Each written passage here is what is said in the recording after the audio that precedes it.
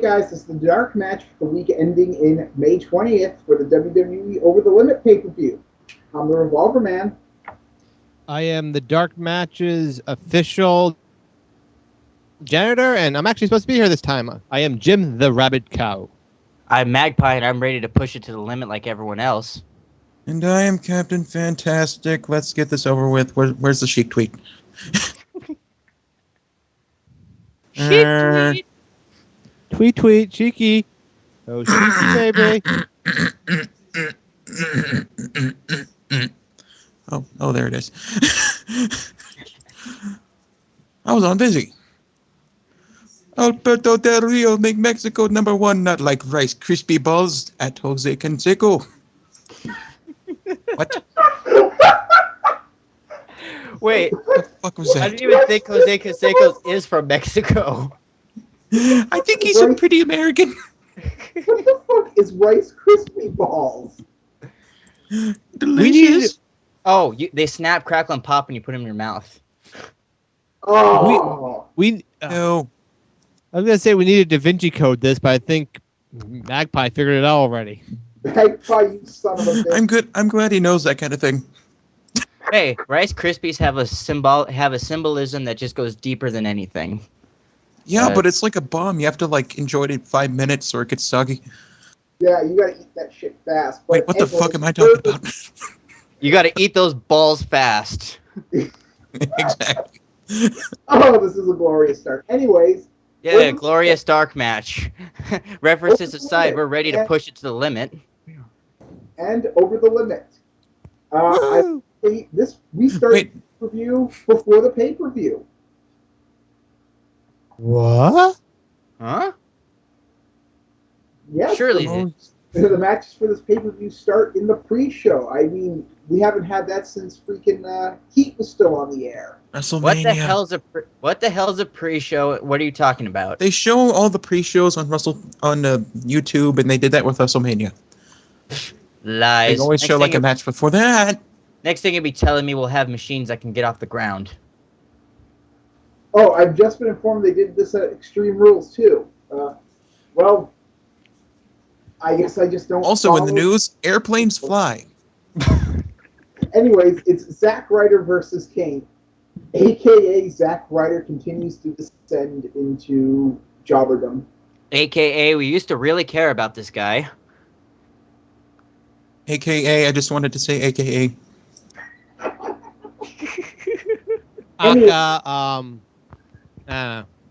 Anyways, it wasn't as bad as what Zack's been getting recently. I mean, he actually was able to fight back, which is what we haven't seen him do in a long time.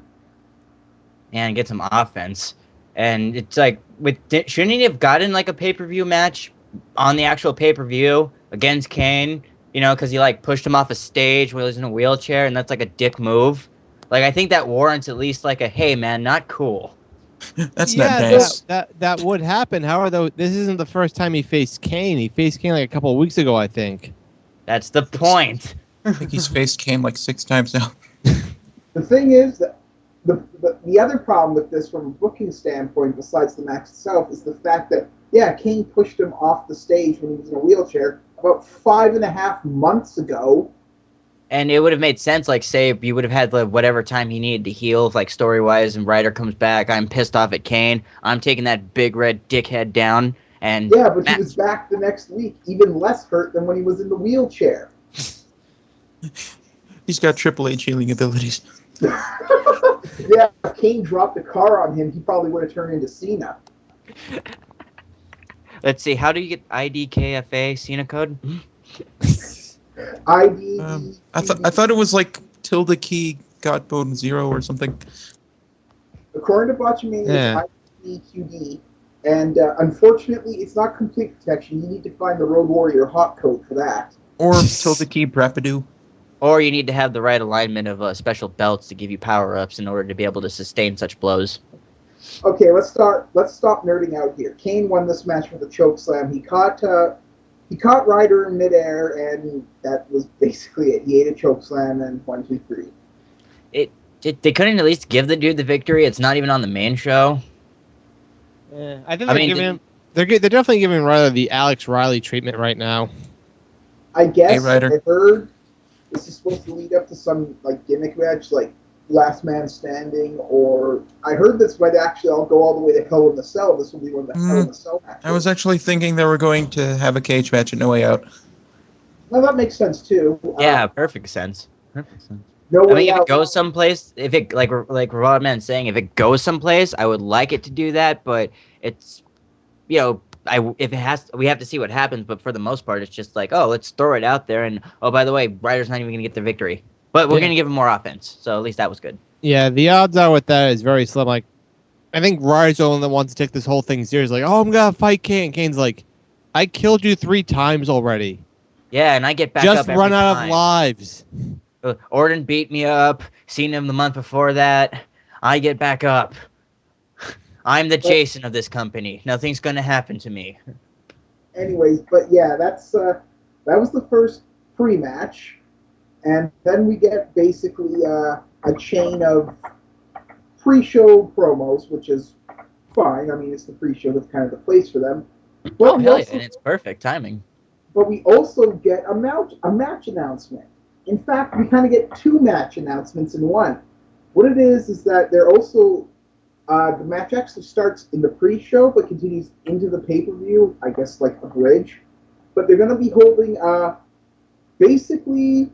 I believe I read some person called this the Prince Rumble. It's not quite the Royal Rumble because it's only for the mid-card belts. Jobber Royal Rumble. Basically.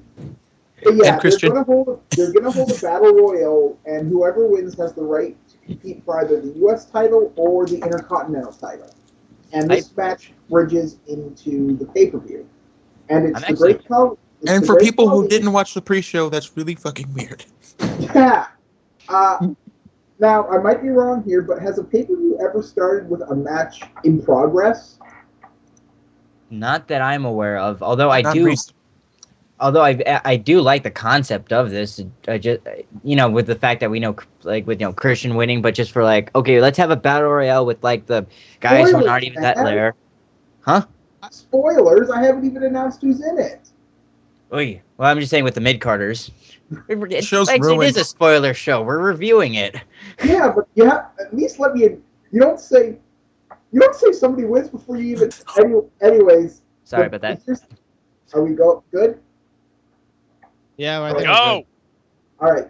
Anyways, the Battle Royale is the Great Khali, The Miz, JTG, I thought he was gone too, Ezekiel Jackson, Kurt Hawkins, Tyler Rex, Titus O'Neil, Michelle McGillicuddy, Alex Riley, Yoshitatsu, Tyson Kidd, Jimmy Uso. Wait. Michelle McGillicuddy. He's sticking to that statement. Moving on. Yeah, What the fuck? Michelle McGillicuddy, goddammit. Jinder Mahal. That's our new name for him. No more Michael McGill. It's Michelle. Heath Slater, Drew McIntyre, Darren Young, David Otunga, William Regal. I thought he was gone too. And of course, Christian. Christian! Yeah. Christian! Yeah. Oh, I missed that opera theme he had. That was freaking awesome. I don't know. Like I still like I hate Story of the Year, but I actually love that theme.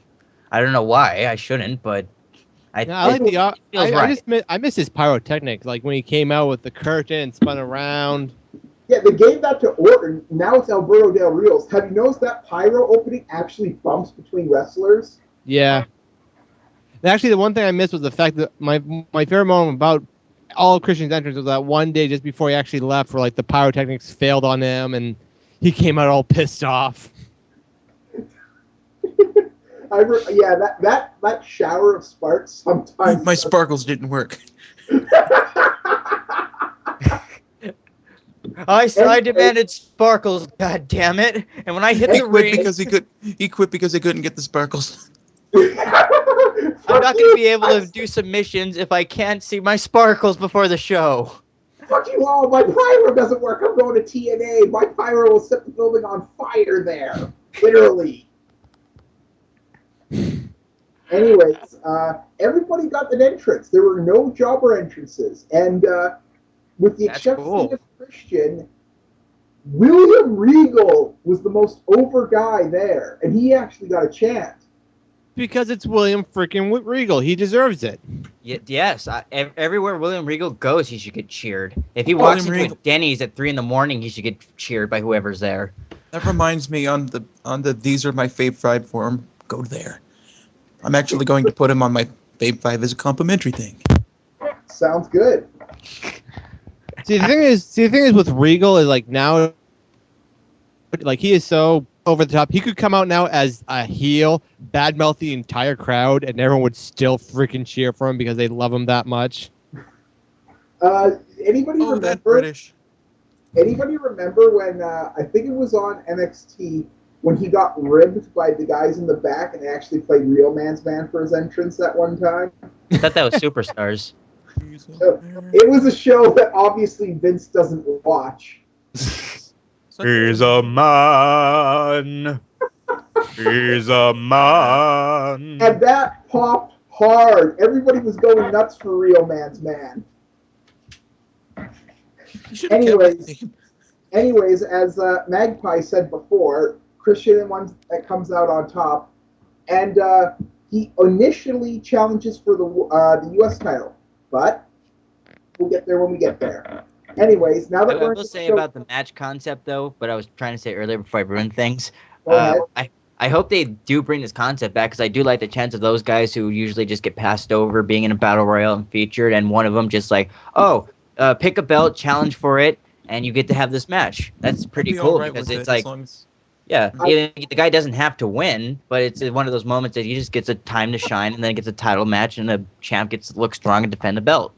Also, it gives definitely some of the undercard like a chance to actually show up in a pay-per-view. Like, I haven't seen the Usos in action since the Royal Rumble, and now there's only one Uso. Well, to be honest, I kind of hoped that they changed the name from People Power Battle Royal. Because it is an interesting concept, and it would display all their talent at once instead of just like having half of them on your show. Yeah, I do like that. Who called it the Prince Royal? That's I only call it Prince Royal. I think from now on we should call it that. We should just call it the Prince Rumble. The Prince Rumble. But one thing I really... That baby. The Royal Rumble or the Prince Rumble. We'll decide what title should be the so on it. But one thing that was small that I really liked was nobody got a jobber entrance. Everybody got a proper entrance, and that makes it seem like any one of these guys can win. And I think that's the key here because one of the biggest problems I think exists with WWE is that it's too predictable, and we'll be getting to that soon. And also every wrestler's dream is to grow up and have that one moment where they just walk down the aisle, and you thought about that moment for your entire career, how exactly you're gonna walk out to the ring, how you're gonna look at the crowd, whose hand you're gonna high five and not, and WWE let these people have their dream on paper. Yep, and Brodus Clay gets to jiggle on TV. So moving on. I don't think they were dreaming of Over the Limit though, but let's move on. WWE Tag Title match. Dolph and Jack versus the third black tag team with R-Truth in it. All right, it's our tag team title defense: R-Truth and Kofi Kingston versus Jack Swagger and Dolph Ziggler. Guys we've seen wrestle many times before, but it really doesn't piss you off when you see it again because it's like, well, we've seen this before in singles matches or tags, but at least it's going to be good or quality, if not, you know? Oh, did they at least up their game for that match? Oh, definitely. Like you definitely saw some not minor tweaks to the repertoire, but you definitely saw a whole lot of improvement in some areas. Basically, like Jack and Jack and Dolph. Tired. Definitely were a lot more aggressive and definitely tried to put a lot of pressure on Kofi and R-Truth throughout the entire match. I actually thought they were gonna win at some point. And it makes sense with those two types, though, Jack Swagger and Dolph Ziggler, with their presence in the ring. Like, of course, they're going to not let somebody get time. They're going to be aggressive like that. Well, the thing I only hope is Team Swagger will actually start looking up a bit, because it just kind of feels like they might eventually have to. They might be holding each other back a little. Guys, here's the name for their tag team: Jack Zig Swag. It's just Eh. Zigzag. Zigguar. Zigguar. Ziggurat. They're the Ziggurats. Nobody Swaggler. who watches WWE will get what that fucking means. The Swagglers. Schwaggle. Anyways, let's see. Zwiggler. Zig. Anyways, Okay, we're done. yeah, we're done with the names. R-Truth and Kingston pulled this one out. I believe it was. I think Ziggler ate a Trouble in Paradise. Yeah, what? Yeah, and then Kofi pinned him. Actually, So- I actually like the entire set because the whole thing was nothing but reversals into reversals into reversals into a Trouble in Paradise. Chain wrestling. Oh my god. It was an Beautiful. above average match, but It's one of those things where you have to give it like the credit for the step forward, like tag team title match on the card of the pay-per-view. Guys that are good wrestlers put forth, but with those positives, you can't ignore the fact that we've seen this before, and also we want to see new tag teams or just opponents. And stop pairing up the black guys together. maybe What do they have in common? Well, they both like Oreos, and Oh, what the fuck, Magpie? Dude, what? Moving on. But I will make this one point. What the Don't- fuck's wrong with Oreos liking too. Oreos? They're delicious cookies. Don't fuck with me. I'm not. I just try to think. I of- like Chips Ahoy. those are good. Those are good. Those are good too. You know what my favorite cookies are? I like Dad's fake cookies. Newtons. Anyways, I also want to say Dolph and really Jack Swagger are above the tag belts. At this point, like they could. At this point, I agree with that. Like Swagger's. Well, I think Ali was the one that said they're holding each other better back, and it's very much a true sentiment. Because Ziggler, I'd put him like Dream Booker. He's in the main event. Swagger's doing something, but Upper mid card, maybe. yeah, I mean they're using him right now as enhancer talent for the other tag teams, which is cool because they're going to get good matches with these guys. But they should be at that level again. They should be a little higher. Guys, But- do you remember that both of them used to be world heavyweight champions? Because of Vicky Guerrero. What a surprise. No. Swagger won Money in the Bank, remember? Oh, yeah. Just getting Dolph confused. And I remember it took him about 5 minutes to get it off the. Wait, they edited that. Yes, he could not figure out how a clamp worked. Forever. And his title reign lasted just about the same time.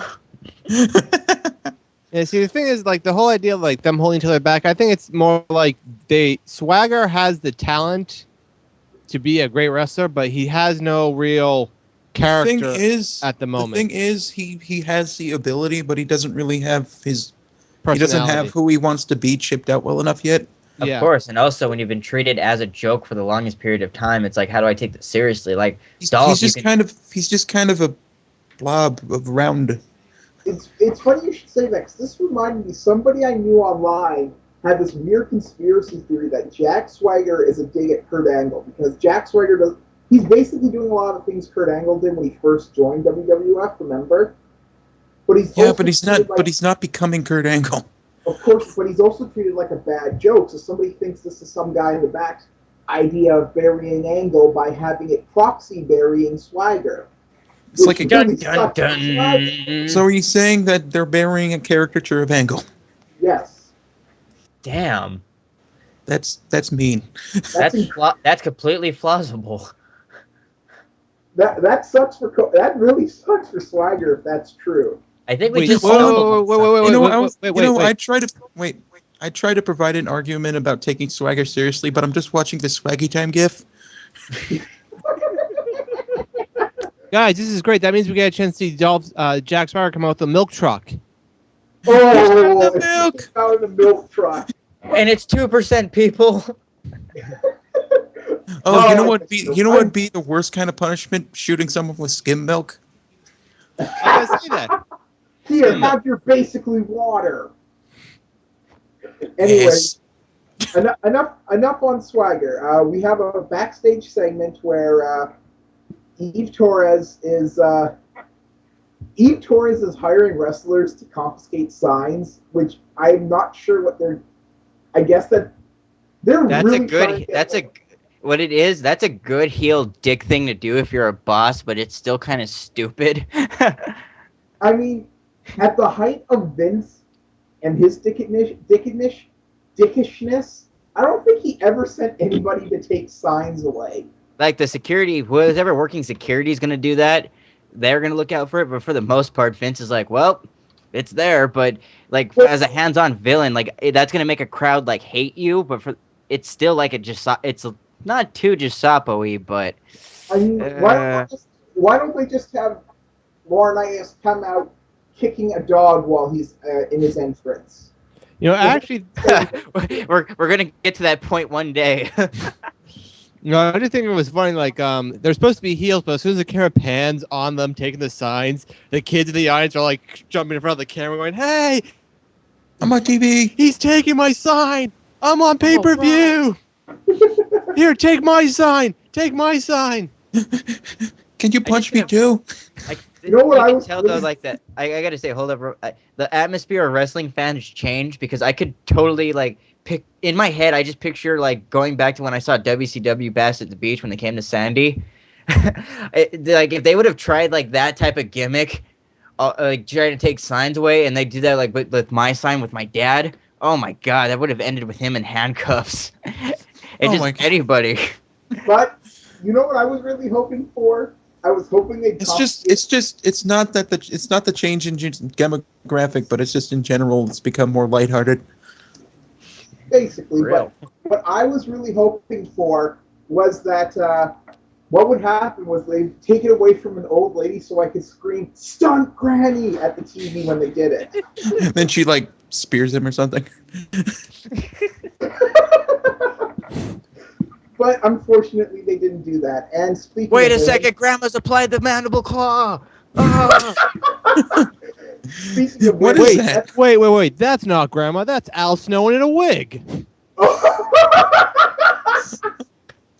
Beth Phoenix It's versus Mick Layla. Foley and a Boo Boo. Beth Phoenix versus Layla for the Divas belt. Oh God! The no. match that you thought little of, but actually had something to it. It was a good match. I can't complain about it. It's surprisingly when there's the Divas match, and it's like, it wasn't that bad. It wasn't the best match, but it was pretty. It was still so good quality. Like Layla improved. Like I have to give it up to her. There was moments like one of the spots I really liked.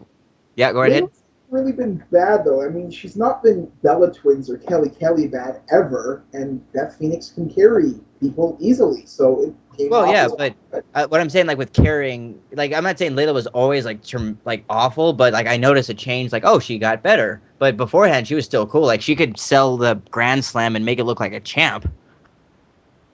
So I never had Slam. Layla problem with that, but now I'm just saying she got better. Like with some of like her transitions and the moves. Like with one of the spots, Beth was gonna throw her overhead, and it was like, oh, they messed up that move. But at the last moment, she just grabs her head and then turns into a DDT. That was awesome. Yeah, I mean, like if it was from another wrestler, you can say it was more sound and got it in, like made it look more smoother. But just for what that ability, it still was cool. it's a step in the right direction with the Divas division where they have good matches like this. I'm just afraid that the WWE is going to take 10 steps in the wrong direction with this. Because they need they need to build up the Divas, and this was actually like a good step, actually having a good freaking Divas match for now. It's like refreshing, I have to say, but I just have that lingering thought in my mind that somewhere, somehow, they're going to screw it up. And it's not an since they're switching the format to 3 hours soon, I really hope they have more than one Divas match that lasts more than 5 minutes. I guess it depends on what the status of Karma's going to be in the coming weeks, because apparently they were saying that she was supposed to come back this pay-per-view, but they didn't, to be unpredictable, which makes me laugh my ass off considering what's coming up at the end. Well, with what happened to her, I wouldn't really say that it's an excuse. I mean, it's definitely an excuse. But, well, the whole thing with that, who knows? But well, there's a lot of mental things that come with it. Exactly. But that's not our place to talk about. She might actually even be physically fine at this point, but just might not be ready for it. And We'll have to she can take all the time in the world for that. Exactly. We'll have to see. But afterwards, we get a promo hyping the upcoming match, which is the World Heavyweight Title four-way. Orton's talking about how Sheamus beating him was a fluke, and that tonight's going to be completely different. Jericho shows up, talks about how they're all getting played, and it was great seeing them get beating themselves up on SmackDown. And he's also been saying how he's been on a roll lately, which he really hasn't been on a roll at all. But whatever. He's on a roll of losing, but Yeah, It's still a so. roll. But praise to Orton. I'm going to praise Orton. I like the line where he talked about that the only thing that Jericho's the best at is taking an RKO. he's good at selling. Yeah. I would have loved it if Orton said that. Yeah, Jericho's a great seller. He makes me look The only good. thing you're good Oh at, crap! I shouldn't have said that. the only thing you're good at is selling. Now, my favorite part of that entire promo is at the end, the camera pans over to Jericho after he leaves, and Jericho's just a brief, scary face, and he just smiles, and it's just like, hi, it's like evil smile, then cuts. It's like, I'm going to throw you through a chair. I see horns, Jericho. Evil Jericho. Yo, I swear, Jericho with his villainy is just one step away from doing that. Either that, or he's gonna come to Raw with like his own chair and and stroking a cat. He's one step away from cartoon villainy, and I love it. Yes, and then then every time he loses, he'll say like, "I'll get you next time, Punk. Next time." Short-haired Jericho is evil. I'm waiting for him to come back long-haired so he can end his career as a face, which he better do. Oh, and faux lightning. Anyways, leading into the match, logically, it's the World Heavyweight Title match. Del Rio versus Jericho versus Orton versus Sheamus for the World Heavyweight Title. And thank God this wasn't the first match that was for the card. Like, this was actually higher up. It wasn't like the opening match of the pay-per-view. At least it wasn't 13 seconds either. No, it wasn't. And I'm glad it wasn't 13 seconds because these guys had time to these four guys had time in this match to look good individually. That would have pissed a lot of people off. He just runs over and like bro kicks all three of them in a row and pins them. And Sheamus wins again. Combined total of 18 seconds. What would happen was, for some reason, they're all in a Del Rio, Jericho, and Orton are all in a line for some reason. Sheamus runs out, kicks one, and they all fall like dominoes. It'd be like a Popeye cartoon, only with bro kicks. And for whatever reason, that kills them all dead. And then he pins all of them at once. And he is triple champion. I won 3 times. He's going to the pay window 3 times tonight. Yeah. But anyway, it was a very good match. A bit chaotic, but then all 4 ways are pretty chaotic, especially considering that since it's one fall only, everyone's breaking up each other's stuff and everything. Yeah, it was chaotic, but at least it had those like, okay, it's chaotic, but it isn't like a clusterfuck. Like, you can still see these guys doing this and this guy's doing that. And go right ahead.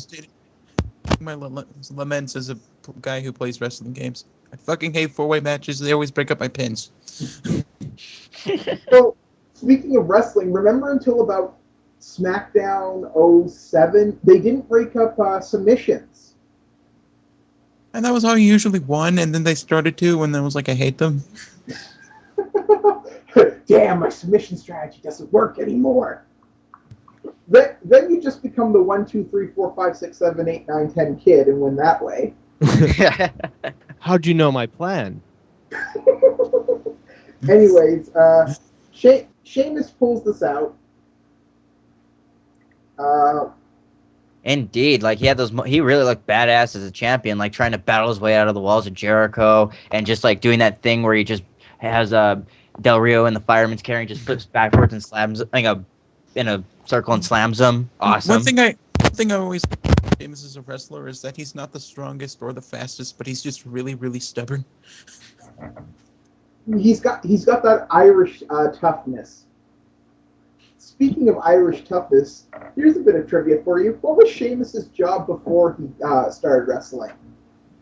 He was either a bodyguard or something really boring. He was IT support. I knew it was something really boring. Hey fella, did you power cycle your box before you tried again? Well, Is no, it I plugged in, didn't. fella? Bro kick. He bro kicks computer and it turns on. Yes, he kicks the computer into working. That's it. Here's what's wrong with your monitor. It's broken. No, it's not. Bro kicked. It is now. Buy a new one. No, he bro Worst tech kicks. support ever. He bro kicks the. It's like, hi, can you just delete the spyware from my computer? Bro kicks the guy. The music starts playing. It's a shame again. Starts programming the computer and removing the malware. I would personally, I would pay a lot of, if I was rich, I would pay Sheamus to be the sponsor of an IT company that I would call Bro Kick Solutions. I was just going to say, you know those commercials with Matt Morgan with the car insurance? He's pretty much that, but for tech support. Yes. I hope. Excuse me, sir. Are you driving without car insurance? Carbon footprint. I hope to God that eventually Best Buy will sponsor a WWE pay-per-view and they just put Sheamus in a Geek Squad car just for the hell of it for a promo. Oh, with his pale skin? Oh, that would look excellent. No, and those Geek Squad cards tend to be those little smart cars. Sheamus taking up almost like 2 seats in those little motherfuckers. And like putting his face on the front of the car. And the whole ad for the commercial is Sheamus coming in with Geek Squad to fix the guy's house, and it's like, I don't know, whoever his opponent's going to be for that pay-per-view. He shows up at Del Rio's house. I'm here to fix your computer. Oh, Randy, I'm here to fix your computer, Kick.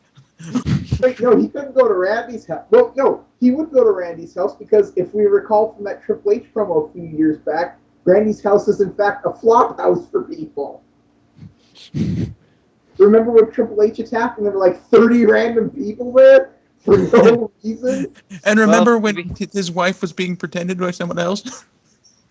Well, they get a new actress to play his wife every time they have to bring her on screen, I've noticed. But we're wasting time. What are we talking about? We're talking about wrestling, believe it or not. Anyways, that. Next match. Oh, wait, nope, sorry. Can't miss this. This is actually an important spot. Cody Rhodes is backstage, and Cody Rhodes is bad-mouthing Christian, saying it's a good thing he chose the U.S. title or I would have kicked his ass up and down the arena. And then Christian happens to be standing right behind him. Oopsie. I knew these things would happen beforehand. So the upcoming, so the match later tonight is now Cody versus Christian for the Intercontinental title. I have no problem with it. It's sudden and jarring, but at the same time, it's simple booking. I think I could kick Christian's ass. Hey, you're a dick. I'm challenging you to a match. Can you kick my ass? Now, there's one thing I have to say about the whole people power movement is that Eve Torres actually does a damn good job booking matches. I mean, wait until Raw. I do like that she nearly has Coke bottle lenses for her glasses. I swear to God, every time I see them, they're getting bigger. Yeah. My loyalty for secretary assistants is still to Brooke Tessmacher. Well, no, it's just like she's actually doing a competent job. Like, what the hell does Otunga do now? Otunga. Well, I tell you what I think Otunga is doing, but I can't use that word on the radio. Otunga is being the most fucking cut lawyer on earth. I swear to God, if I ever go to the People's Court, I'm hiring him. Yes. He probably can afford the booking. I'd give him extra. I would pay the extra. I would pay his bill, but only if he showed up to the courthouse in his jacket and the tights, and that's it, and does his intro as we walk into the courtroom. He wears bow ties, drinks coffee, loses matches. Looks awkward. I would have demanded that he come out in his trunks to practice law. That's what I mean. Like, comes out with his coat and gets over to like the table, takes off, does the pose, and just sits down. Yes, like nothing happened. Anyway, time for a Brodus Clay match. Oh God, the jiggling. Yeah. Oh, I gotta call my mama. She would want to hear about this. Duh. Mama, there's a fat guy in the ring. Hey, Mom! Brodus Clay's having a match. A match? Speaking of Damn it! You should have done the indifferent reaction. speaking of calling your mama, Ernest the Cat Miller has gone online and saying he's very pissed with the Brodus Clay gimmick. And no one cares. Moving on. Nobody here remembers the cat. That makes me sad. I remember the cat. I remember the cat. I just don't care. I just hope this comes to a dance-off between Brodus Clay and the cat. Cat just... Well, you he took did- my music. No, I didn't. Yes, Well, you did. according- I did. Or it leads to Glacier calling, being like, "Oh, Tensai, you stole my gimmick."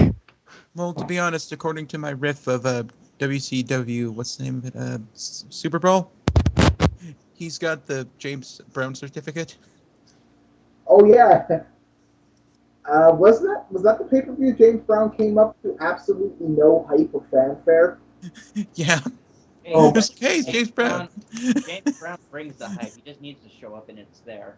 How do you know how much they paid for James Brown to do the unannounced cameo at that pay-per-view?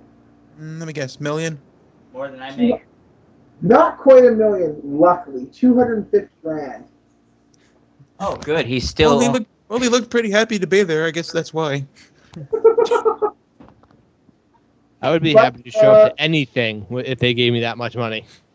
2 guesses on who wins the match versus The Miz with Brodus Clay. Oh wait, you forgot the really white dance moves of the Miz. Oh my God! He does Thriller. Remember when he was headlining WrestleMania, you guys? No, I don't remember. That never happened. What WrestleMania did he headline? The one that didn't happen. It might as well not have. Because the past 2 WrestleManias, the headlines were Cena versus The Rock, weren't they? I don't remember Miz anywhere in those pictures. We've already long discussed. Oh, he was a manager or something. Oh, okay. We've already long discussed that, but yeah, The Miz is now eating Brodus Clay ass fat. When did Brodus Clay start doing the stink face? And I He really jiggles and hope... has a huge ass. Let's have him rub it on our superstar's face. Hey, it got Rikishi over like a motherfucker. I'm not hating on Rikishi. Just saying. That's a WWE formula. Is his ass huge and jiggly? Yes. Rub it on our superstar's face. Or sit on them.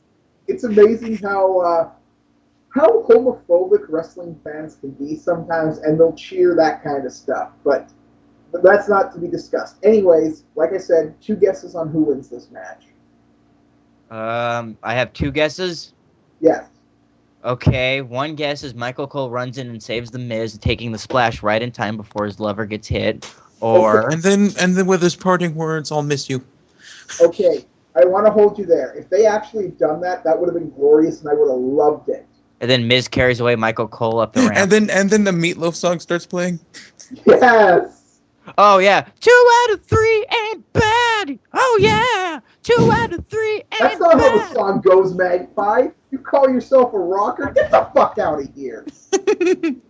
I haven't listened to Meatloaf in years. Actually, I'm I not have to going pick up a melody because I'm awesome. to get yelled at for this, but Michael Cole wasn't that bad tonight, I don't think.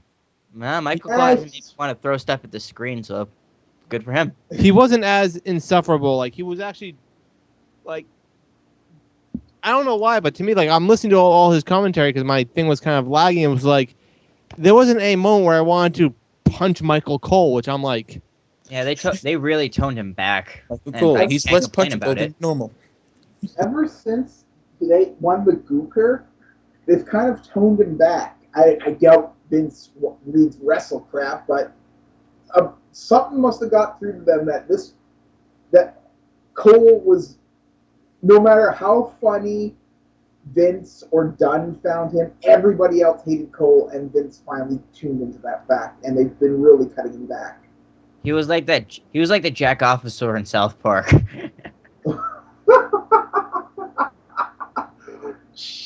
2001 South Park references, Magpie. Fucking glorious. That's why I'm awesome. Anyways, Brodus Clay wins the match with Brodus Clay moves, basically. Now, if I have to make one grievance about the match, and maybe you can argue that it's going to happen in the future, although I doubt it, but Miz would probably be one of those guys you would want to book as like, oh, Brodus Clay needs somebody to now feud with. Let's see, who's good at playing an asshole and the crowd would love to get beat up? The Miz would probably be a good guy for Brodus Clay to cut his teeth on. Yeah.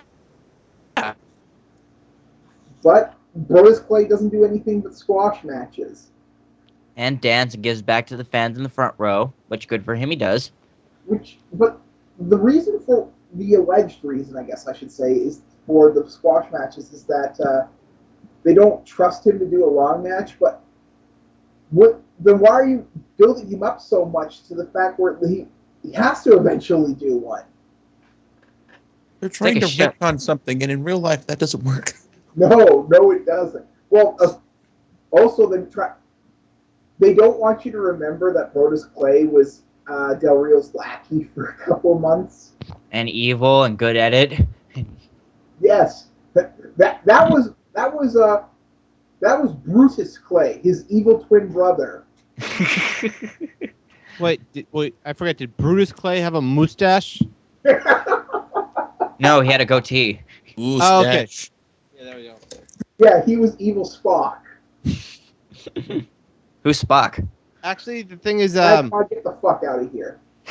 actually, no, what is it? See, the thing is with Brodus Clay, he's one of the gimmick wrestlers, and they can't really have the gimmick wrestlers lose, especially since people pay to see Brodus Clay dance. That's what they have him for. They pay him to dance, and Speaking of that, if Brodus Clay was like in say Chikara, I'd want his finish to be literally he does a funky dance and the other guy falls down unable to contain the power that comes off of it. Jakara would be able to do that. Too much funk. But Yeah. no, that awesomeness in that one idea is just too overwhelming. I have to step away from the computer. yeah, no, but, like, what I mean is, it's like I remember watching like wrestling like early '90s, and like one of my favorite tag teams was Too Cool. I'm like, oh my god, I love watching these guys. These guys are awesome. And it's like tonight's match, Scotty 2 Hotty versus Kane. I'm like, oh fuck, no. For as over as Too Cool and Rikishi was, did you know that they only held the tag team title belts once and only for a week? Yes. Wow. I know. Well, that's how strong their gimmick was. They were, they survived so long. And how many incarnations were there? There was Scotty 2 Hotty with the Hip Hop Hippo. There was Grandmaster Sexay with Steve Blackman, which was awkward and funny as all hell. I need to see that. Trying to get Steve Blackman to breakdance. Well, Steve Blackman's gimmick was that he'd be paired up with funny wrestlers who tried to make him laugh. So remember Cheeseheads? Oh, I miss Cheesehead. That was my Steve Blackman was essentially just a tough cop in an action movie with a buddy sidekick every sequel. Effectively. Well, hopefully they didn't team up with Chris Tucker at one point. Oh. No, he teamed up with Al Snow. Shit. I'd rather see Al Snow and Jackie Chan do the next Rush Hour movie. Oh, I no. want to see them as tag team champions. That sounds awesome. No, one of my favorite ones. Wow. They had Al Snow drag Steve Blackman to a retirement home for entertainment, and he basically kills an old lady because he was cleaning him up on stage. The comedy styles of Steve Blackman. Wait, Al, I didn't agree to this. You suck, Blackman. Karate kick. And then the crowd laughs just because he kicked him. Exactly. And I was like, Steve, we have to get out of here now. Steve, let's go. She was making fun of me. Yes, it was. We have to go now, though. Yes, we have to move on before we die from this. Anyways, so we finally get the promo of Kurt, of Hawkins and Rex confiscating signs. And like you said, it's supposed to be a super heelish thing, and the fans are going nuts for it. It was the exact same problem that Cody Rhodes had with the bag. It was supposed to be, oh my god, he's putting the bags on fans. What a dickhole. When they showed the fans getting the bags put on, the fans were fighting over the bags. Yes, I'm ugly. Give me a bag. No, I want a bag. Each other to get these bags. So it was a complete failure. It was I don't know. glorious. I don't know, Revolver Man. If you see some of the demographics that go to the shows, I would make sure there's more bags. I think that was effective. At least some of the TV looked better that day when he was the TV. All the weeks he was doing that, the TV looked better in audience participation when he was doing that. Go back to the gym, Magpie. I haven't been back to the gym in months. I miss it. Anyway, I just want to. Well, we have Jim. Bell. If that's close enough. We have Jim. anyway, speaking of Cody Rhodes, Christian and Cody Rhodes for the Intercontinental title. Awesome. I wish a feud would have came out of this or a feud beforehand, but hey, cool. This might be the good start. Anyways, Rhodes starts and talks about how good the Carolinas have been to his family, and then he proceeds to shit on the Carolinas, which pretty standard heel stuff, but he does it well. Jeff Hardy's from here. Oh. Oh, if he had said the Carolinas, all they produced are drugged out meth freaks, oh, that would have been glorious. That would have gone a Hardy chant. Would it have garnered a Jeff or a Matt Hardy chant though? There would have to be enough people who knew who the Hardys were at the WWE show in order to chant it. It'd probably be it'd either be a Hardy or a Jeff Hardy because they did not mention grapes. Yes, that's true. That is true. You'd have to mention grapes to get the Matt Hardy chant going. Let's go Anybody ever grapes. seen A Brother's Tale by New Legacy? No. No. Mm, Did anyone see that movie Tron? No. no. Yeah. I did. Yes. I mean, no. Anyway, Cody and Christian have a great match because they're both great wrestlers. And they're both due to epitomize what an IC champion is. They both don't suck. Exactly. Christian hits his kill switch and new Intercontinental title, Christian. Awesome. A little rushed, but I'm kind Cool. of happy, but I'm also kind of sad. Yeah, I personally believe that Christian should be in the main event, but you know what? I'll take what I can get, and I just hope he brings a little prestige to the title. Yeah. as long as it's not like, oh, Zeke Jackson got pushed again and now he took the belt back from Cody. It didn't go from great to white lame. belt on Christian looks pretty good. I have to. When it comes to the belt, I wish they'd go back to the black leather. I like the plates on it much more than the. Well, this is the original IC. Well, it's not the original, but you know what I'm talking about. I don't like the white strap though. I've always preferred black straps on title belts. I like white. Wait, I'm racist. Shit. I have to say the black one's my favorite one for the Intercontinental just because that's the one, again, to mark out for Owen Hart. So it has the black strap. I'm like, that's Remember cool. when Warrior was Intercontinental title and he came out with like the purple Intercontinental belt? Okay, Oh, that one was God. dope. That was awesome. I like Did they that ever one. do that for when he was the world champion? I'm not sure. Neither am I. We'll have to get a crack team of researchers on it. All right, Backlash, get looking on that. Anyway, Our Actually, research our research experts at Wikipedia. Actually, the one thing I find funny is that Christian came back that night, won the title, and is automatically face after last time we saw him was supporting Laurinaitis and being a complete dick Getting to the the crowd. shit kicked out of him. Exactly. He was one of the biggest heels, and I was like, I'm a heel. Goes away, comes back. I'm back. Hey, Yeah, actually, after that It beating wasn't Punk gave him, I even would that want he to come turned back face. good It's just too. everyone likes Christian. the thing was that remember when Triple H and Austin were together as the Power Trip, and he had that quad tear with the match with Jericho and Lance Storm.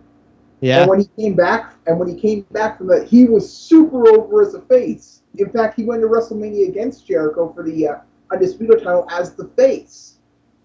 So as long as you're gone, as long as you can get heat, first of all, that's the key thing, and you're gone for more than 2 months, you default to face, it seems. And But, you like, can, in a logic standpoint, to add to that point, I You said it default like the face before. unless you turn heel again. If like after the beating Punk gave to him, that you could think logically, it's like, okay, he got the shit kicked out of him. He doesn't want that to happen again, so he better become a likable person when he comes back to avoid that.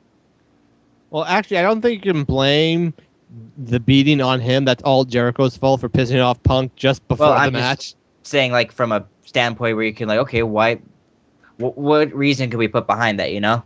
Well, see, the other thing is with Christian, I think he's one of the guys that even if he goes heel, people are still got to cheer from because he's like one of those guys like William Regal that has cemented themselves within the, hate to use the term, the WWE universe for so many years that even as a heel, he still has fans cheering for him. Oh, yeah, I was cheering the shit out of Christian during that feud, and he was supposed to be the evil one for the title. But I'm that much of an asshole, WWE. now we're going to gush over to other wrestlers because after this we get the promo of CM Punk building up his match with Daniel Bryan. Best match of the night. Longest match of the night. Yes. Oh, God, it was perfect. Well, I don't want to say perfect and throw out words, but it was just fantastic. Magpie, I believe since you're our indie snob, you should handle this. I don't want to handle the brunt too much of it because it's really like this is one of those matches where it was. They told like this was a good WWE match of Punk versus Danielson. This wasn't like just them doing the ROH spots. This was like, okay, we're gonna put on a really good match and make it more of a WWE style, but still be fantastic athletes. So it was like you got to see a new dimension added to it with the matches they've been having, and also it's for the world title. I mean, not the world title, the WWE title of all things. And me being a Danielson fan, you wouldn't picture that dude challenging for the belt anytime soon. And you're like, oh, cool, this comes to fruition. And also it's with a tremendous competitor like CM Punk. And this match was just one of those things that me as a fan, and I don't want to tell you Tsunabe because I'm going to let it to you guys, but I loved every second of this WWE match, and I enjoyed watching it. And it's rare, like it's rare for me to enjoy a good, solid WWE title match like that. And I love matches like this because it just shows how important that belt means to the wrestlers. Whether if you're a bad guy, good guy, you want that belt, we're gonna fight it out for it. And these two personified that. I just love the crowd's reaction. Like at the first 5 minutes of this match are just nothing but CM Punk. Hey, let's go AJ, let's go Punk. It's like back and forth, back and forth, back and forth. Yeah, and you can totally tell that fed their energy into putting on. Like they already had that mindset. I bet $1 million they already had the mindset they're going to run out there and have the best match possible. But a good crowd reaction will feed the audience, and will feed the performers in the ring, and that's exactly what happened. And the submission spots hold in this match were great. Oh god, Speaking of spots, I really want to single out the finish because this is a glorious finish. What happened is that CM was in the yes lock, Daniel Bryan on the yes block, and Bryan's just wrenching right back like a madman. He wrenches back too much though, and CM's able to flip him onto his back, and has him in the pinning predicament and gets the pin. But right after, and this is what I think is really key, right after he gets the pin, he starts tapping out to the yes lock, and Daniel Bryan's thinking he just won, but he didn't because he got pinned. What I really like about this is that if they'd done it at the same time, it would have given Daniel Bryan too much of a case. With the way they did it, they can have him really healing it up, claiming that he didn't lose, despite the fact that he did lose. It was not a draw, as it were. He did cleanly lose. And it also puts him over strongly. He was able to really make him tap. That was a good... It made sense. Oh, go ahead, Jim. That was a good spot, but I say one of the spots in the entire night that actually freaked me the hell out was the modified surfboard.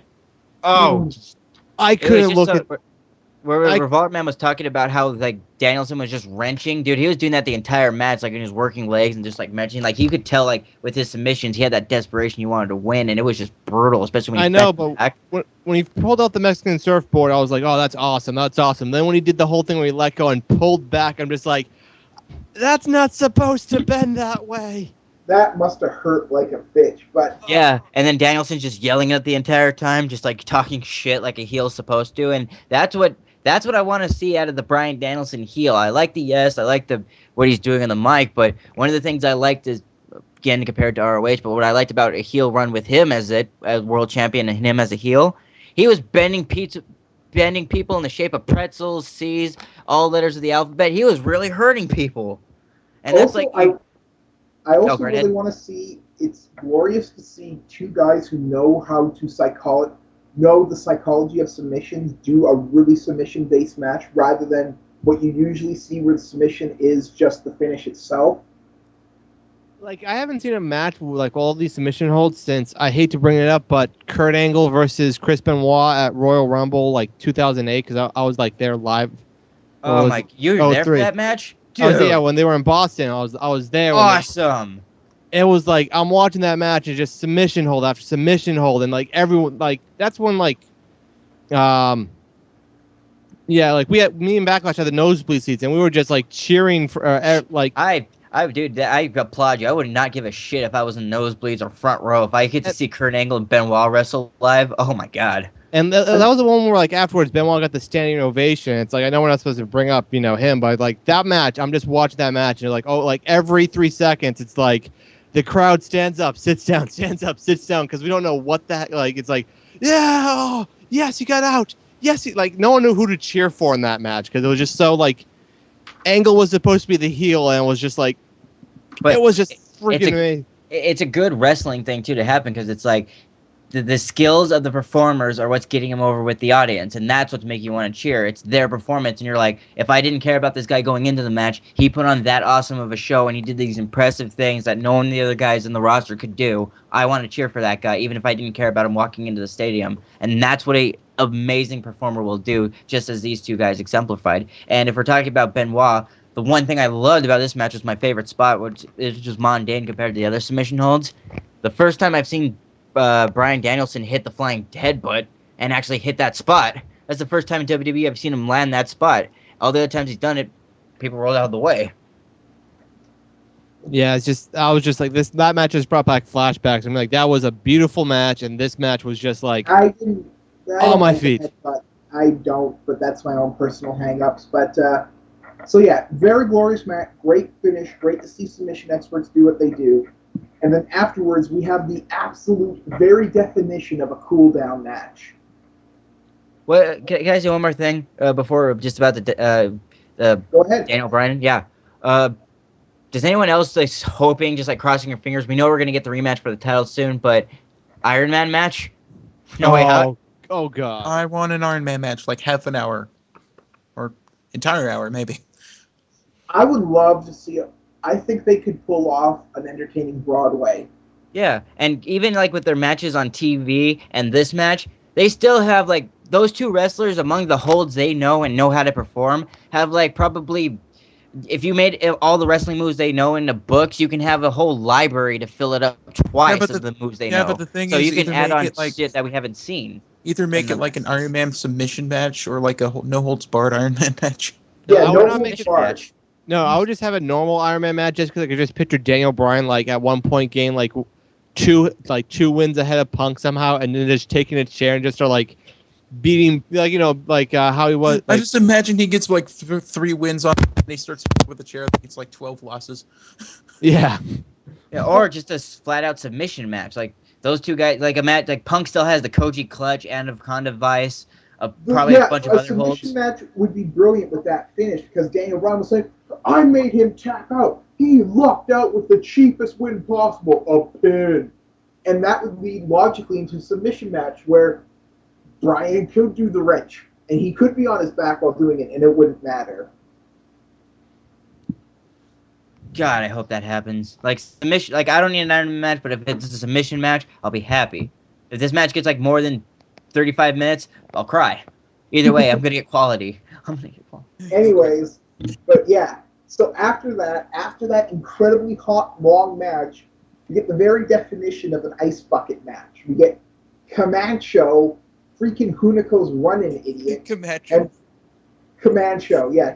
I'm just gonna call him Commando. He's Commando. He doesn't wear underwear. he does not deserve the name of a Arnold Schwarzenegger movie. Okay, fair enough. I'm going back to Comancho. Comancho versus what did we end up calling him? Batista. No, Van- Rye Van Dam. No. No, Rye Van Goldberg. No, Ryberg. Yeah, it was Ryberg. Ryberg. Rhino Van Goldberg. It was Batista Van Berg. Batista Van Berg. No, Well, I wanted to call him Rhino Van Goldberg. that's it. That was it. Thank you, Ollie. Rhino Van Goldberg. But yeah, so we have even more so than Brodus Clay's match. We have a squash match.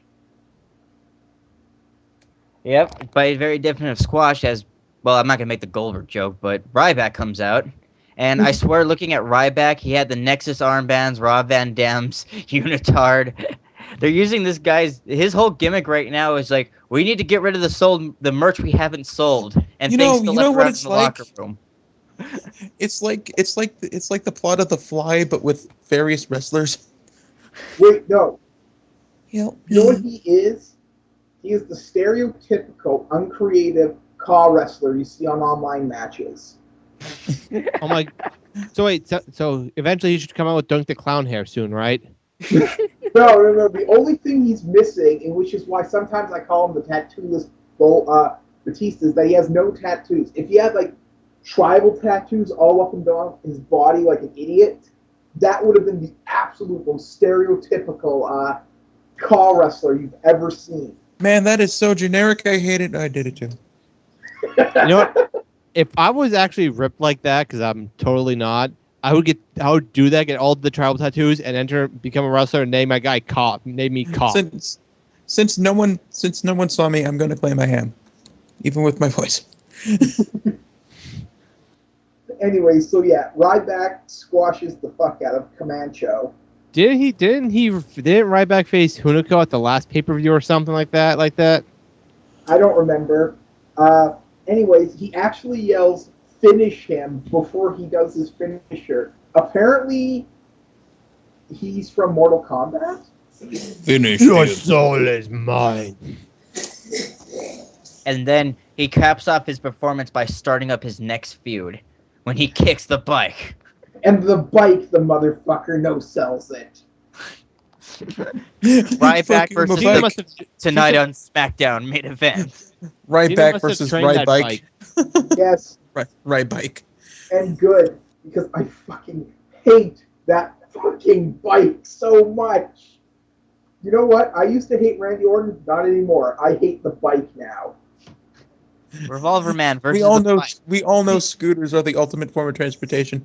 Yeah, See, if they came out on a pimped out Segway, I would be marking so hard. There's no such thing. Yes, there is. I've seen one before.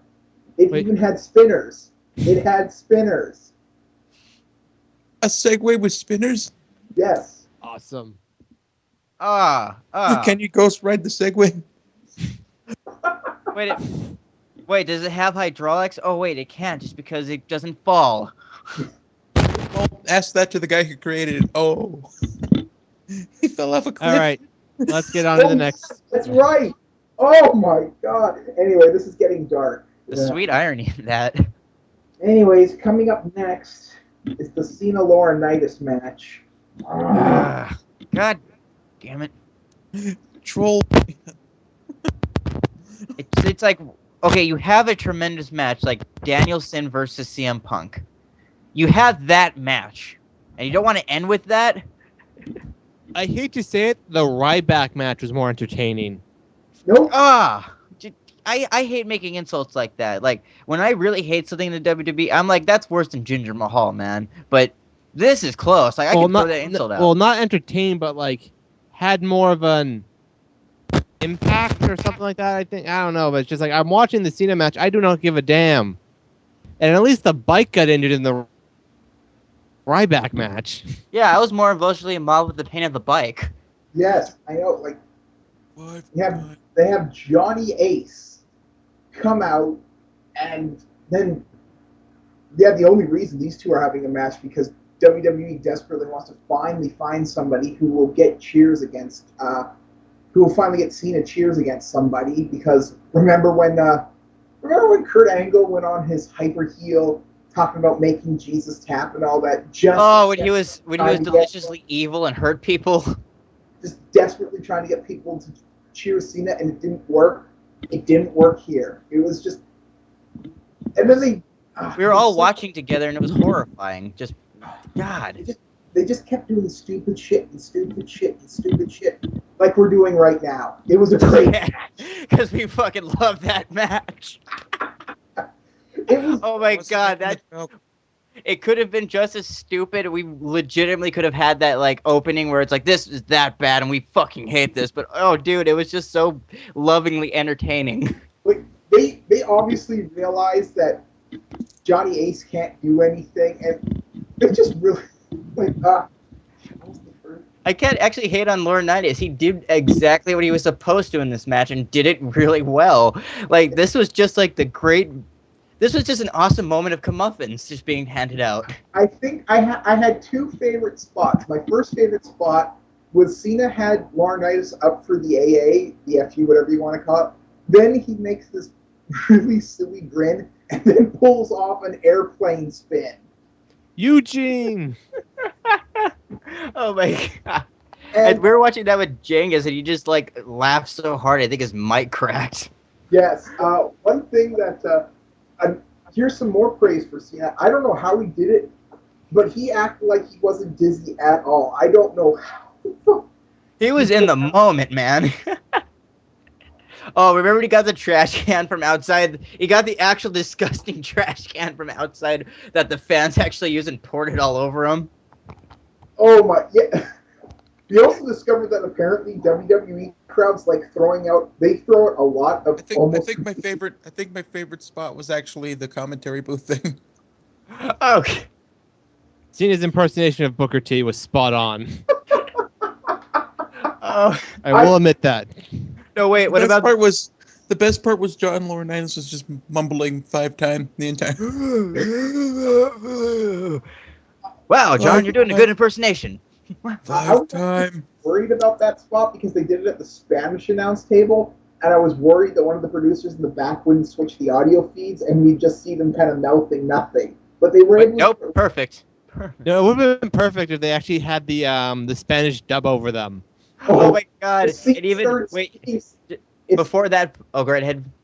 I was about to say, if Cena knew how to speak Spanish, I think that's what they would have done. They would have actually had him calling the match he just did in Spanish. Now I wish that happened. But before that, though, when he was doing some straight up bullying shit to him, like when he gave Laurinaitis the pink belly. He was giving Laurinaitis pink belly at the beginning of the match. That was fucking great. After that, I wanted him to do a purple nurple. Oh yes, God, we were chanting for him to. And that also reminds me, we also have to give praise to John Laurinaitis' skin tight jogging suit. I didn't see. It looked like he was wearing scuba diving gear. It looked like he found wherever MPD left his shit after he left WWE and rated that. He was like, I always liked that kid MVP suit. I'm gonna try something like that one day when I get back in the ring. He also came in a sweat jacket too, and for the longest time he wasn't taking it off, so we all thought he was gonna wrestle in the jacket. Or he was gonna bust out with the sprockets when he unzipped his things. Sprockets dance. I don't know what it is about the camera or the suits he wears, but he looks bigger when he wears the suits or whatever. But as soon as he took off the jaw, it's like he's a skinny motherfucker. He wore a very puffy jacket, but dude, he used to be 6'6".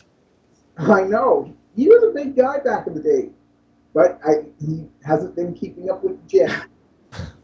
Anyway, even with age setting in, he still has to be like 6'4". True. Anyway, after about. Another spot we didn't talk about that we need to was the I dubbed this the John Cena 10-second white boy challenge.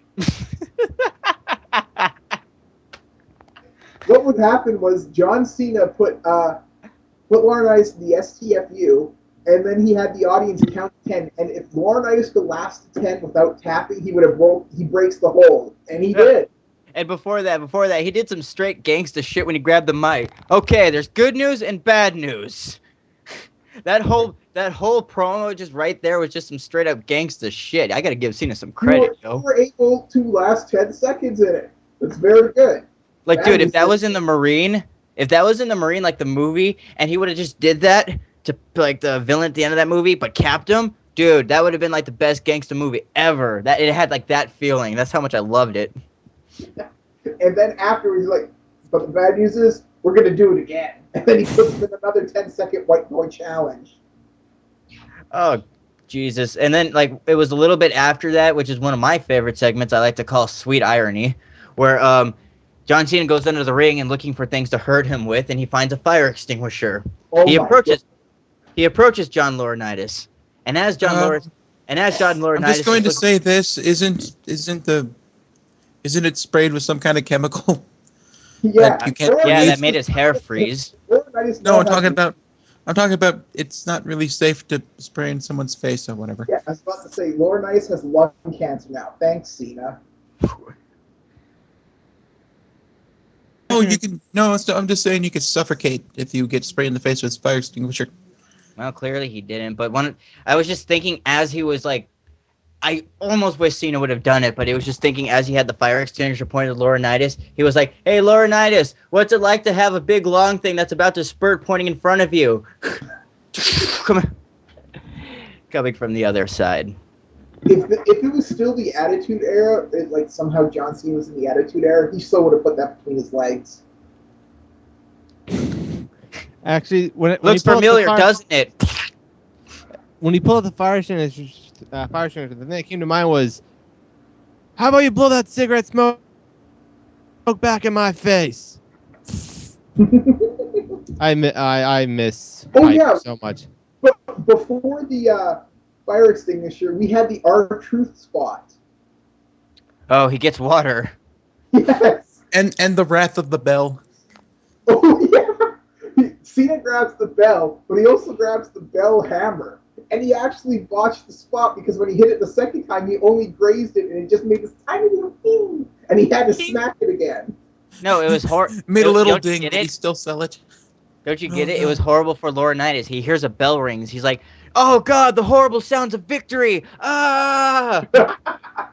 Anyways, Laurinaitis actually gets a slight upper hand, working over Cena's hurt arm for a little bit, and uses the time to get away. And he actually gets out of the arena, at least what we can see in the arena. Cena's just kind of standing there, and since it's a no countouts match, we have no idea what the fuck's going on. Like, is this going to be like WCW where the ref decided that Bam Bam Bigelow, he couldn't see Bam Bam Bigelow, so if he wasn't there, he wasn't anywhere, and still counted him out in the no countout match? But what happened was, Big Show in his golfing outfit had Laurinaitis by the throat. Here we go, the part where he started not to like it. And all three people who were surprised by this after Big Show threw him around for a bit and threw him to John Cena for the AA, hit John Cena with the WMD and knocked him out clean. And one of those people surprised was the guy in the front row with a goofy haircut and a Cena t-shirt. Please make a gif of that guy. Well, he was next to a bunch of kids, so that was probably their dad. Dude, he bought it. He was like, "No, Big Show evil? No." No. Oh. Where's my Cheetos? Anyways, so yeah. And one thing I noticed was, too, at Extreme Rules, Brock Lesnar kicked John Cena's ass up and down the arena, and John Cena's no-sold it and cut that promo after he beat Brock. John Cena sells one WMD from Big Show. Like, Big Show pulled out a Glock and shot him in the face. I mean, I've never seen Cena sell so much for especially one move. Hey, this was Big Show's 200th heel turn. You have to make it special. Whoever said that on Twitter the other night, credit to that person. I don't know officially who did it, but WWE Creative. It was the WWE Creative Twitter, but yeah. Yes, shout out to those guys. That was the funniest shit I read that entire night. So yeah, after John Cena eats the WMD, Laurinaitis pins him 1, 2, 3 for the most predictable finish in WWE history, at least this year. No history. It might have been history because when Laurinaitis when Laurinaitis fired Big Show, and then the board of directors letter saying that anybody who would be interfering in the match on behalf of Laurinaitis would be fired, did anybody not instantly say, "Oh, well, it's got to be Big Show"? I know some people were saying Lesnar, but Lesnar and Cena are now been separated. They put a wall between them because Lesnar's I was now hoping Steiner would That come and they back don't want to out burn of through their nowhere. dates. yeah, they don't want to burn through Because- their dates either, and that would have they don't want to waste a date on that. So it was pretty damn obvious that was going to be Big Show, and we were hoping so hard that that wasn't the case. We were hoping basically up until the WMD. Or he just gives Laurinaitis the WMD, and he's like, you know what? I don't need my job back. I have dignity. I'm gonna walk away in the sunset. we could always rehire Teddy Long, and then he could have. Yes, this opens up the big plot hole Ali just did. If Laurinaitis was gone, it'd probably be Teddy in charge. Why wouldn't they? Was Big Show thinking, "Oh, that Teddy doesn't like me. He wouldn't hire me back." What the fuck? Yeah. Teddy Long liked him the best on SmackDown, I think. He hated everyone but that dude and the chick from Europe. So, Oksana or whatever you pronounce her name, but yeah. So, Yeah. but anyway, yeah, that closes the show. Big Show and Laurinaitis isn't really standing, but Big Show standing over Cena, and that's it. It just ends. No, that was it. So yeah, like I said, Cena takes a beating from Brock, cuts a promo afterwards. Cena takes one punch from Big Show, dead, fucking dead. He's Maybe- doomed. Maybe that fire extinguisher was really heavy and it tired him out. You never know. Maybe he was still dizzy after the airplane and was trying to fight back. Yeah, that could have been anything. Anyways, so yeah, that was Over the Limit. A very good pay-per-view. I'd say it was Over the limit. I think it was over the limit. I thought it was good, but I didn't think it served that much purpose. It was good till the end. And I'm willing to ignore that. Like, it was very well paced. We had some great matches. We had some funny matches. Even the Ryback squash match served a very important purpose. Like I said, it was the ice bucket match. Yeah. And we can't hate on the Ryback match skill-wise. They did what it was supposed to, but we can still make fun of it endlessly. I still love the fact he shouted, "Finish him!" Like this is straight out of a video game. Sharks swimming with dolphins. I'm also glad that we didn't get a Tensai match. Oh, yeah. They kind of jettisoned him from the freaking Cena Laurinaitis feud. I've noticed. Even though he would be a good guy to have for like a throwaway pay-per-view. Yeah, but That's what Ryback's for. The problem is that everybody knows it's Prince Albert / A-Train, so nobody's buying this Lord Tensai gimmick for a second. And pay-per-view crowds are the ones that will chant that shit. Well, to be honest, let's just say it's better than being called Lord Albert. Well, let's just say that if they ever or the hip hop hippo. if they ever try to pull Lord Tensai in, like, let's say a really smarky city like New York or Philadelphia, they're going to shave back. Dude, they pretty much stated it's Albert. No. Day one, there were shave your back chants. Oh, I didn't even know that. Day one, as soon as he comes out, removes the mask, and he starts wrestling, everyone's like, shave your back. It's like a... And Albert Weirdest smiles thing- to himself and he thinks, I'm home. The weirdest thing is he shaved his back. Yeah, he did. He's complete. I don't know if he's shaving or if he like got proper electrolysis done, or maybe he's waxing. You think he'd ever go for the full body wax? Oh, he probably would with the WWE. Brazilian. I bet you 10 bucks there's Owie, someone in the fuck job. There's someone in the locker room of the WWE right now who gets paid way more than an actual trainer to do that very job you just said, Revolver Man. Anything. I hope to God that Tensai's here till Christmas, and I swear to God that if they bring back Mick Foley to do Christmas present shit again, he shows up to Lord Tensai, gives him a box, and inside the box is back hair. No, inside the box is Nair. No. What would be was the box would be there, but then Mick Foley would say, "Oh wait, that was just what came free with this," and then he brings up like an oil drum of Nair. Ew. Or he's like, sorry, I forgot this is a I'm present. just imagining the milk truck, but with hair. All right. All right. We got to finish this off with our favorite game. What gets more screen time than John Morrison? And I'll go first. Okay, go ahead, Magpie. Wasted popcorn gets more screen You time. son of a bitch, motherfucker! You son of a bitch, motherfucker! That was mine. That's why I went first. Okay. Let's see here. Heel move. Bikes get way too much more screen time than John Morrison. What was that? Lowrider bikes. Damn it! You took mine. Frosted hair gets more screen time than John Morrison. Jim, Disappointed fat guy gets more screen time than John Morrison. What was that, Ali? Disappointed fat guy. No. All right, Jim, finish it off. Damn you guys! I hate you. Oh crap! Now I gotta think. This is hard for Jim because he's never thought before. Ha ha ha ha. Subtlety. Okay. Can I do one of those related? It's not about the lowrider bike, but it has it in the thing. Can I do that? Okay. Sure. Men on bike violence. On bike violence. We'll take it. Man. Oh, yes. And I am a huge Ryback mark now for it. If he comes out and starts breaking other people's like shit, like what's his face's turban, I would love that. Jinder Mahal's. Yes, that turban case. Oh, that'd be glorious.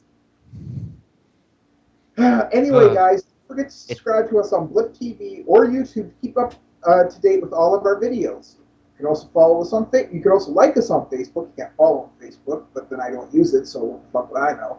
Don't forget to follow us on Twitter at DarkMatchWrestling.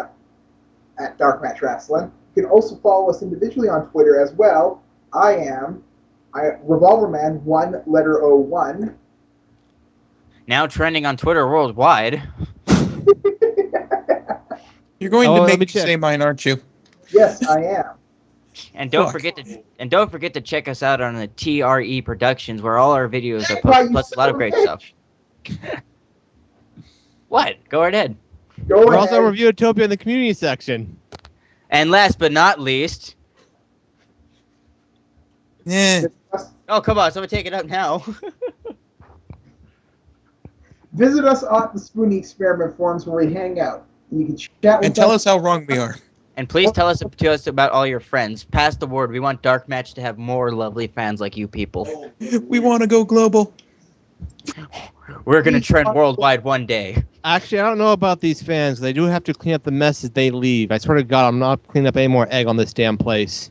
Also, just a little hint, we might be having DarkMatch across the pond here soon. Just keep it under your hat. Anyway, It has been foreshadowed. Anyway, I also have a rip thing. Man. I am Jim the Rabbit Cow, the janitor. I'm Magpie, and please don't stop me now. I'm having a good time, having a good time. I'm Ellie, and can we go now? Good night and good luck.